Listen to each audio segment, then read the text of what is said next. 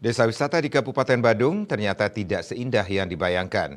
Dari 17 desa wisata yang ditetapkan melalui SK Bupati Badung pada tahun 2010, sebagian besar dalam kondisi mati suri.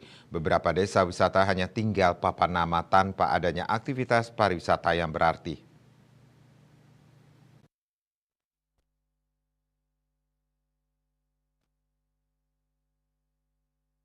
Hal itu terungkap dalam penyerapan aspirasi Ranperda Inisiatif DPRD Badung tentang desa wisata di Gedung Dewan.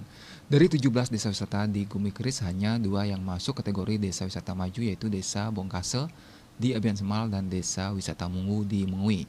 Sedangkan desa wisata lainnya kondisinya terseok-seok. Sebagian besar masuk kategori rintisan dan baru berkembang. Ketua DPD Himpunan Pariwisata Indonesia HPI Bali Nyoman Nuarte mempertanyakan kriteria penilaian desa wisata tersebut. Menurutnya, penilaian yang ada saat ini belum jelas dan sering mencampur adukan antara desa wisata dengan daya tarik wisata. Pihak API Bali berharap ada perbaikan dalam pengelolaan desa wisata agar lebih mudah dipromosikan oleh pemandu wisata. Desa wisata masih banyak yang perlu dibenahi, jangan sampai daya tarik wisata disamakan dengan desa wisata karena itu dua hal yang berbeda. Ide Bagus Nama Rupa Ketua Gabungan Industri Pariwisata Indonesia GIPI Badung mengungkapkan bahwa pengelolaan desa wisata di Badung masih memiliki banyak kelemahan seperti infrastruktur, sumber daya manusia, dan promosi. Selain itu banyak desa wisata menawarkan daya tarik yang sama yang kurang menarik bagi wisatawan. Mestinya antara desa wisata menyuguhkan yang berbeda sehingga wisatawan punya pilihan.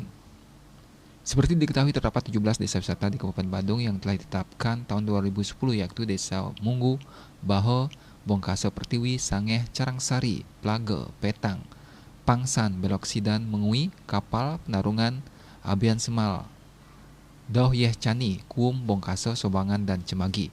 Dari 17 desa wisata tersebut, 15 desa wisata masuk klaster rintisan dan berkembang, sementara hanya 2 yang masuk kategori maju, yaitu Bongkase dan Munggu.